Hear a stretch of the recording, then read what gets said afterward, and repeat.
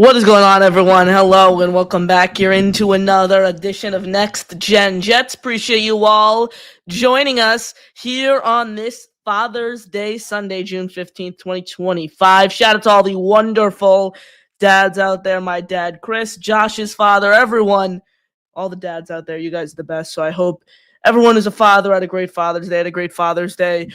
Just got back from Father's Day dinner not too long ago. That's where Jack and Chris are as of now, so they are unable to join us tonight. But Josh was able to plan it, so his Father's Day dinner is post-show. Mine was pre-show, and we're all here to talk New York Jets with you guys. So throw all your questions in the chat, call into the show with the pinned comment, smash that like button, and hit subscribe. Every $2.99 super chat or gifted membership gives you a raffle entry and an opportunity to win a Sauce Gardner, Wayne Corbett, Lavernius Coles signed photo, a Don Maynard signed photo, an Altoon signed photo, a free item for merch store, and a channel emoji. Every $2.99 super chat or gifted membership gives you an entry. The more entries you have, the higher chance you have of winning. Again, throw all your questions for us in the chat, call into the show with the pinned comment. We greatly appreciate all of your support here on the show. Josh, how has your day been thus far? And it's us together again for the second time in 24 hours. Pretty good. Happy Father's Day to everyone out there. I appreciate my dad, all the dads out there, all the hard work you do. Repping my Father's Day Yankee hat, although they did just get swept up in Boston this weekend. Likewise for the Mets. Oh, they got swept by the Rays too, so I guess little Father's Day weekend New York blunders, but I'm sure they'll get back on track. Thank you to my dad, all the dads out there. Happy Father's Day. Hope everyone's having a great weekend. Excited to talk a little bit of Jets with you, Connor. Yeah, absolutely. And kind of where I want to start is Rich Samini's article that comes out every single Sunday morning on ESPN. Rich does a great job, kind of does a Sunday news dump every single week. And kind of three main things, actually, I would say that I kind of took away from this. One, starting with Allen Lazard. He said something that I've actually been saying the complete opposite of for a long time, which is he thinks if Allen Lazard is traded, it is after the preseason. I've been saying all along, if the Jets trade Allen Lazard, I think it's going to happen before training camp. One, do you think Allen Lazard's a Jet in 2025? And two, if not, when do you see him getting dealt? Look, I don't want it to turn out this way, but I think there's a high likelihood he is. Allen Lazard got paid 4 years, $44 million by the old coaching staff, obviously. But I don't think, even though obviously, Connor, I'm sure you'll talk about Glenn's prior ties to a guy like Josh Reynolds, who could easily beat him out for that wide receiver 2 spot. The question I'm thinking about is value-wise, does Darren Muji want to move on from a player he has never, had the chance to work with? The coaching staff's never had a chance to work with for, I would say at best, a late day 3 pick. That's about the max value you're getting out of him. So obviously the connection is there with Rodgers and Pittsburgh, although they just saw that story unfold the past 2 years with the Jets. Do they want to take the risk? I'm not really sure. Outside of Pittsburgh, I don't think there's any other teams on the market looking for Lazard. I think he will be a Jet in 2025. If he were to get traded, I think they do it sooner rather than later. I think they want to have the table set and know what they're going into training camp-wise so they can have a fair evaluation. I think it would also be in Pittsburgh's favor to do this deal quicker rather than later. Completely agree with everything you said there. And the restructured deal also makes him far more movable. Now on the trade block, teams don't have to take on a huge cap hit for Lazard. So I think Lazard's on this team. And I think if he's traded, in my opinion, he would be traded as soon as possible. Because I think Aaron Glenn wants to know the group of guys that he has going into the season. Another thing that Samini added that kind of ties into the Allen Lazard hoopla here is that Josh Reynolds for mandatory minicap is the clear-cut wide receiver number 2. So if Josh Reynolds continues to play at this caliber where he's the clear-cut number 2 guy entering the season, there's no point in keeping Lazard around. Right, it's just a question of whether or not Pittsburgh is willing to take him in. Obviously, they lost George Pickens, so they're going to need some depth. I don't know who they have outside of Metcalf, but yeah. I think that Lazard's home on this Jets team is there for him. I don't think the fan base wants it to be, but I think that just since they restructured that contract, I just think that the front office is willing to give him one more year, especially since they haven't seen him play under their regime. Yeah, I understand what you're saying. I think everything Aaron Glenn and Tanner Engstrand now have said indicates that Allen Lazard will be on this football team, but there's still a chance, like if he implodes over the summer, what's the logical sense of keeping him around? There really is none. So definitely going to be interesting to watch it and see what the Jets do with Alan Lazard ahead of the 2025 season. Staying with the topic of the trade market and shopping players, Samini added, obviously Aaron Glenn's made it clear there's going to be no Breece Hall trade ahead of the season, but Samini did note that let's say the Jets are playing awful football come the trade deadline. Breece Hall isn't living up to expectations. He's going to be a prime candidate to be dealt. The thing that you take there, the risk that you take there by waiting to go into the season on Breece Hall instead of trading him now is I think you can get a third or fourth round pick for him today. If you go into the season and he's playing awful football, you're looking at a sixth, seventh round pick, just given how much he's underperformed, which would be 2 seasons in a row. And given the fact that the running back market, there's nothing much out there. So I think the Jets could definitely look to trade him at the deadline. If he's playing awful football, there's no point, in my opinion. You're not getting anything in return. Correct. And if you're out of the playoff hunt, because in the modern NFL, it's really just take your running back, with a day 2 pick, soak them for all they've got, use every last drip of energy they've got when that contract's up. These days, we're not seeing a lot of running backs getting that big time extension. It's just re-dipping into the draft because of the value you can get there and how much less you would have to pay a guy. But for Breece Hall, I agree with you. The demand is not going to be very high at the trade deadline, especially if he is showing signs of, not playing his best football post ACL, and if he is not playing his best football overall, as if the team isn't playing their best football, then I think you're right. Breece Hall's trade value significantly decreases. You're looking at a late day 3 pick, and at that point, I would just keep him on the roster. Yeah, absolutely. And another thing to add in, a team trading for him would have to pay him. So unless it's like a tender who's just a running back away or a running back gets injured, I don't think you're getting much there. You hope Breece Hall's able to kind of bounce back and show shades of what he did in 2023. I think that's all you got to hope. Let's talk a little bit some UDFAs. I just wrote up a column for Jets X Factor that'll be coming out tomorrow morning on 3 UDFAs I think have the highest chances of making the roster. Give me your 3. Highest chances of making the roster, I would say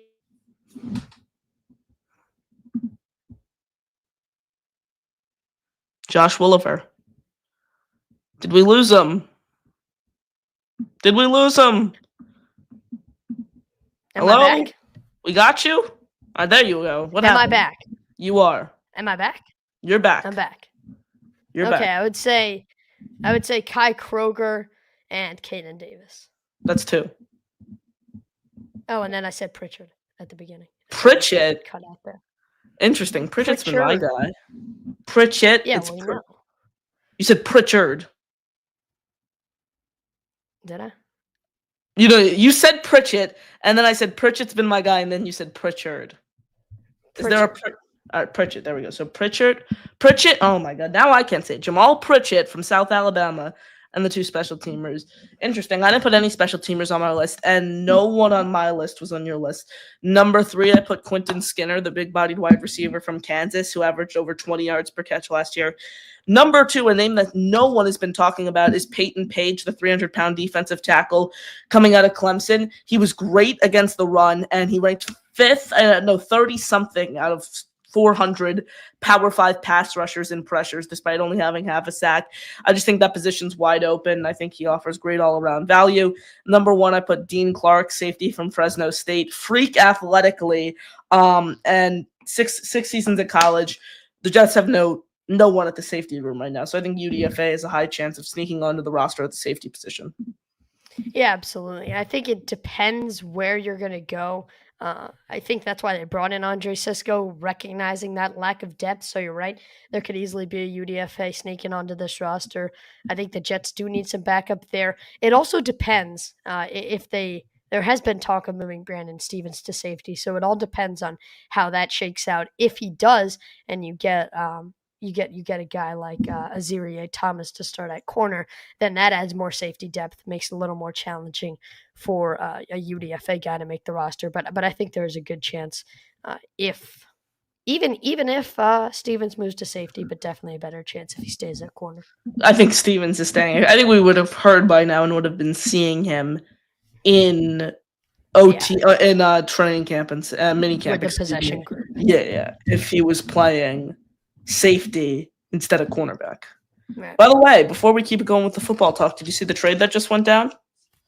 And what? No, I didn't. MLB. I'm on Do Not Disturb. What just went down? Rafael Devers to the Oh my San goodness. Francisco Giants in exchange for Jordan Hicks, Kyle Harrison, James Tibbs, and Jose Bello. Wow, after all that arguing over not playing his right position. Wow.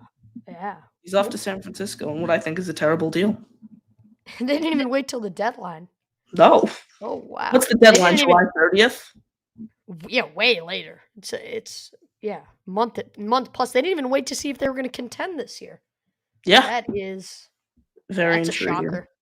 Absolutely. So for all those baseball fans and Red Sox fans out there, Rafael Devers on the move to San Francisco, and he will be a Giant for the Giants are only one game behind the Padres in the West, so they're playing them right now. Definitely definitely are looking to make a push and win that division by making a big splash like this. A couple more things before we get to all your thoughts in the chat, guys. Throw all those questions, comments, thoughts. Get those in the chat. Call into the show with the pinned comment. Load up the questions. Load up the calls. We will definitely get to those shortly. Appreciate all of you, and we appreciate all of your support here on the program. Josh, what was your biggest takeaway from mandatory minicamp? I think my biggest takeaway from mandatory minicamp was, number one, the drive from this coaching staff. I think Aaron Glenn instilled a lot of confidence in this squad. You could hear the tone in the pressers. And I also think that maybe could this possibly be the age of Justin Fields' maturity beginning to sprout? That was a big thing I took away from Glenn's presser. He had a ton of praise for Fields really since the moment he walked in the door. So that's the hope if this Jets team wants any shot at a positive dice roll on this season. It's all going to come down to Justin Fields, but it looks like right now coaching staff has a ton of faith in him. Week 1, who's the Jets kicker, Josh? Punter or place kicker? Place kicker. I would say I don't think I want it to be Blankenship. I don't think it is. I think they stick with their guns and go Caden Davis. So you have Davis beating out Carlson. I think Carlson's too inconsistent, yeah. Yeah, I think Carlson's inconsistent. Davis was in college too. I really think it's anyone's job. Do you think they signed someone though, another guy to come in and compete? Well, they haven't officially signed Blankenship. They just worked him out. So that no. I'm saying do you think they signed another guy aside from Davis and Carlson to come in and compete? I don't think so. I think 4 is plenty of enough. Not 4. I'm just so they have 2 guys under contract, Caden Davis and Anders Carlson. Do you think they signed a third? Outside of them, yeah, I think they give Blankenship a shot. I mean, it all depends on how this workout goes. But Blankenship, I think, in my opinion, is the best option by far. Right. I think if that were to be done, we would at least get some traction by now. I mean, it worked out 2 days ago. That's true. Yeah, so I think something. I guess all eyes weren't exactly on kicking during minicamp, so yeah, don't really have the updates. That's fair. Absolutely. Appreciate you all joining us. Submit all your questions, call into the show with the pinned comment. You guys are the best. Appreciate all your support. We're going to get to your calls in a little. Let's start it off with your questions, though. Alan comes in and says, one or both of Brees and Quincy should be dealt by the deadline. Don't commit the same Fox pass they did the last 2 deadlines. All depends on the situation, Alan. I think Quincy could be dealt with the deadline if he's not playing all pro football. I agree because you have Sherwood with such a similar skill set, and he's up for an extension. Right, and you have Surratt as well. Surratt signed with the 49. Yeah, I think he went to the 49ers. I know he left in free agency. I think he signed a 1-year deal with the 49ers. Yeah, he signed a 1-year deal with the 49ers. I would say Brees. I don't think so because I don't think the Jets are going to get enough value for him. I'm just hoping that he can be back to his fully healthy self. Yeah, so the linebacker 3 this season, I'd assume would be Kiko Mauigoa, who's kind of more of a leader, who's a heavy hitter. So yeah, I don't know if the Jets want to pay an aging 28, 29-year-old Quincy Williams if he's playing for football. Dino comes in and says, Connor, you and your men do a great job. Love watching you guys go back and forth. Dino, we appreciate you. Appreciate all your support. Happy to hear that you enjoy the shows. You are the go, my friend. Appreciate you appreciate you joining us. Kyle Clifton in the chat. What's up, Kyle? Chris B in the chat. What's up, Chris? DTN, good to see you. Patriots 12. Good to see you. We appreciate you all. In the chat, Lou B, what's up? He says, we need to stop the run. And then he follows that up by saying, is there anyone we could trade for who can help stop the run? I think if they bring in anyone else to stop the run, it's on cut down day. If someone surprisingly gets cut and they're out on the open market and the Jets try to trade for them. I mean, not trade for them, sign them. I think the Jets are pretty content with the group they have, barring any surprise cuts. Yeah, I agree. I think that it was a pretty weak free agency D line wise for the Jets. So they did not go after anyone. And I'm honestly pretty surprised that they waited till round 6 to go any lineman at all. Absolutely. David D, many of the Jets UDFAs will probably begin the season on practice squad after clearing waivers. Yeah, saw it happen. Well, Xavier Gibson made the 53, but there was a couple guys. Not who we saw play games, though. Right, remember Jason Brownlee? He made the 53. He was but he was a long-time practice squatter. Yeah. I think the Jets have a good chance of carrying 2 to 3 guys who were UDFAs. They did that last year with LT3, Braden McGregor, Eric Watts. I don't count that out again this year for sure. Edwards could be one. No, I just don't. I think there's too many. I'd put Kene Nwankwo ahead of Edwards personally. Chris B, thoughts about Quincy or other players blitzing? Hopefully produces sacks, tackles for losses, physical flying across field speed. They need to create turnovers and they need to put pressure on the quarterback. So if that's one of the ways that you do that, absolutely. I want to see a lot of blitzes up front, though. I really want to be sending 5 guys on every single third down play. Like, you can't let a quarterback sit and have more than 3 seconds to now develop. Look, if that's your hope, then you got your guy in Steve Wilkes. Talk about a guy who's going to instill physicality. I'm excited to see what the combo of him and Glenn bring. I think that this Jets defense takes a step up. Definitely becomes a ton more disciplined than they've been in recent years. And hopefully, I agree, Chris B, watching a fun physical defense would be awesome. Patriots 12 says give Sauce $33 to $35 million. I think Sauce Gardner's proven he could definitely be the highest paid cornerback this offseason or next offseason, whenever they get that deal done. Yeah, I think he resets the market over Stingley. But honestly, at this point, he's worth the money. Unless he has another down year, if he can bounce back well, he's worth that money. Yeah, absolutely. Not even if he could bounce back. I mean, he was still a top 10 quarterback last year. I would say higher than that. I keep saying cornerback. I'd say he was like a top 5, top 7 guy. Like, you have to pay him. If that's his floor, I'll pay him $100 million deal. Easy. Absolutely. Gator, our guy Gator in the chat. What's up, Gator? Appreciate you joining us. Gator says, is there a single fan base out there that sees the Jets on their schedule and predicts a loss? Are the Jets favored in any games this year? I actually just pulled this up, so let's see. The Jets are favored right now, according Definitely to the the Saints. summary. They're favored against the Panthers by 1.5 points at home and the Browns by 2.5 points at home. Other than that, the Jets are not favored in any game this season. Not the Saints? No, they're not surprising. Oh, yeah, Saints, because the Saints are home too. So that would you give the Saints probably 3 more points. I don't look at odds because the Jets were favored to go 15-2 last year. That didn't happen. Like, the Jets were favored in 15 out of 17 games. So, interesting question here. I mean, I don't think teams are looking at the Jets and are daunted and chalking it up as a loss like they would with the Ravens or the Chiefs or the Eagles.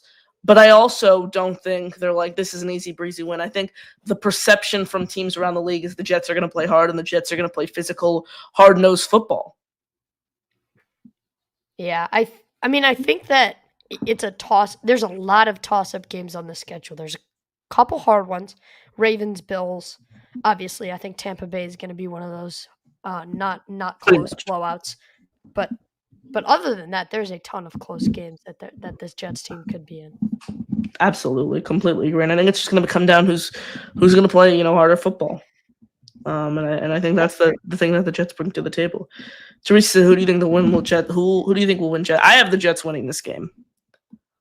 Hopefully, it'd be the most Jetsy thing ever to lose to Aaron Rodgers, but I'll be there. So Can't lose to Aaron Rodgers. Absolutely. That's the bottom line. You cannot lose to Aaron Rodgers. Appreciate you all joining us. Smash the like button, hit subscribe. Connor Long, Josh Williver here with you on the show. Get all your questions in the chat. You can call into the show with the pin comment. We appreciate all of your support here on the show. Let's go over to the phone lines. First up today is our good friend Kyle Clifton, who joined us on the show. Kyle, how are you doing? What is going on, Connor and Josh? How are you? Not much. How was Father's Day? Pretty great. Fantastic. We had a soccer tourney out in Central Jersey. Awesome. And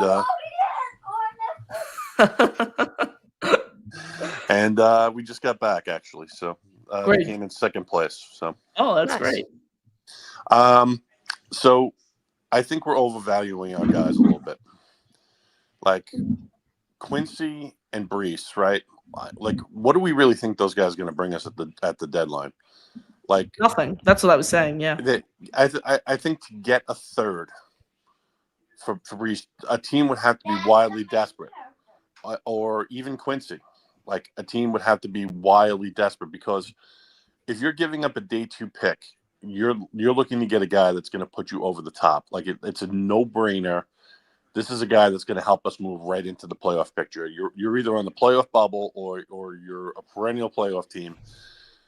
If you do that and you don't make the playoffs, you're probably out the door. You got to explain to your owner exactly why you made that move, and you're short a day 2 pick, a guy who could conceivably be a starter for you.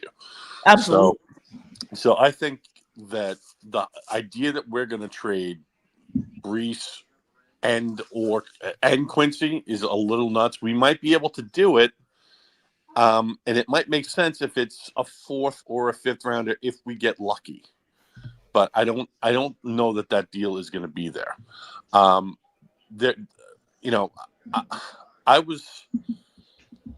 If someone were to come to us before the season with a deal for Brees that was a 3rd round pick, I would have snapped it up. Oh, completely agree. I was saying Broncos at 85. I thought the Jets could have gotten the 85th pick from Denver, and I would have been okay with that. Like, I would have loved that deal. Right. I mean, he would have to be killing it for us to even come close to gleaning that in a trade deal. And I think if he's killing it, then we're probably in the playoff picture ourselves. So exactly. We're not dealing so like trading him for a 7th round pick at the deadline does no good. No, same for Quincy Williams. Also, like, the value is going to be descended not only because they haven't been playing great football, but also the fact that you're going to have to pay both of them this offseason. Like, whoever trade, the only scenario I could see Brees Hall getting traded at the deadline is, God forbid, the Eagles are, trying to win another Lombardi trophy, and Saquon Barkley tears his ACL in week 9, and they need week 8, whatever, week 7 before the deadline, and they need a running back, and then they give up a late day 2, early day 3 pick. I think it would actually be a day 3 pick if you dealt Brees then. Like, that's the only scenario I see something getting done. So what you might see is dealing from a perceived weakness. Like, if we get to the deadline and a team needs a receiver, right? And we can get a late round pick there for Josh Reynolds or for Allen Lazard, someone who might not be on the team next year anyway, then that you might see, I think. Kyle, I think the thing here is that whatever contending team is going to want this day 3 pick is going to have to figure out how to fit Brees Hall into next year's budget, because getting him for half a year for anything less than a late day 3 pick is extremely illogical. And a lot of these contending teams have budgeted themselves to the max and are just going to figure out a lot of broken contracts later, and they don't need to put another guy on the books. Yep, I'm with you guys. Great show, guys. I'll talk to you soon. Thank you. Ladies and gentlemen, our good friend Kyle Clifton checking in with us here on the program. Appreciate you, Kyle. Thank you for getting us started. You do a great job. Appreciate all of your kind words and support here on the show. Appreciate you all. We're just going to do, quick Father's Day show. Shout out to all the fathers out there. Shout out to my awesome dad, Chris. Shout out to your dad, Josh. Thanks for everything they do. And super happy to be here on Father's Day with you all. Shout out to all the dads and the fathers in the chat. I know we got a lot of fathers in the chat, so appreciate you all. We're going to wrap things up here on the show, so last chance to get your final questions, comments, thoughts in the chat. Josh, you got any fun plans this week? I will be in Manhasset, Long Island, Connor. Oh yeah, we did drop the location of the town I live in there. But yes, we will be. What did we say? Tuesday. Tuesday sounds right. Awesome. So Tuesday, Josh and I, we could do. Oh yeah, because we don't got a weekly guest on Tuesday, so we could do a show together on Tuesday from right here. I need a new webcam though. Notice I've been using the computer for the past few shows. This thing, I don't know what happened. I've tried everything to fix it. This webcam will not work anymore. So When do you I'm got going a to order a new Logitech? webcam. What'd you say? What do you have? What brand? And it's worked great. It's 4K. I paid like $70 for it during the season. An EMEET 4K AF. Never And heard of normally, it. if you guys, for those who've watched the show, you all know I put it on top of the monitor up there and I do the show. So I've been running the show off my laptop now with no webcam. So can you hear me on the mic still? Even though Yeah. it's Yeah. all right, perfect. Awesome. All right. Anyways, we appreciate you all joining us here on this Father's Day. Hope everyone had a great day. Hope everyone has a great remainder of their evening. You guys are the best. Appreciate you all. Smash that like button. Hit subscribe. Again, you guys are the best. Thank you for us. Be Josh Fuller. I'm Connor Long. Have a great night, everyone. And as always, yes. That's it. Jets.